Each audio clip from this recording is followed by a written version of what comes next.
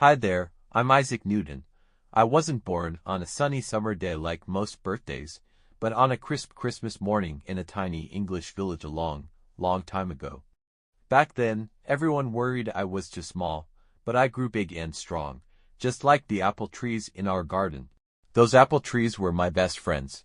I loved climbing their branches and building forts in their shade. But one sunny afternoon, something strange happened. I was playing near a tree when a plump, red apple suddenly bounced off a branch and landed with a big thump. Right in front of me. It seemed silly, but a question popped into my head. Why did the apple fall down? Why not up towards the sky? No one else seemed to care, but that question stuck with me like a juicy seed. School was my favorite place. I loved books filled with stories and pictures, but the ones that talked about how the world worked were my favorites. My teachers noticed my curiosity and gave me even more special books. When I wasn't reading, I'd tinker with clocks, take apart toys, and see how things worked inside. One day, my family needed me to help on the farm. Chores like chasing chickens and fixing fences weren't much fun for me.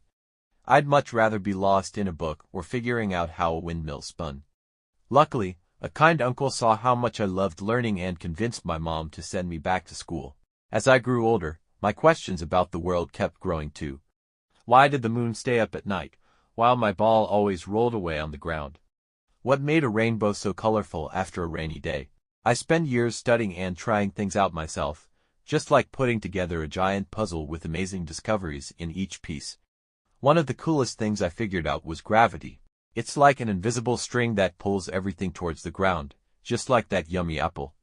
I also learned how light worked, why balls kept rolling after a push, and even how to write down ideas using special squiggles called math. My discoveries helped people understand the world in a whole new way.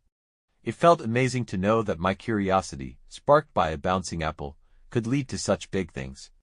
Even though I never stopped asking questions, my hair turned as white as snow over the years.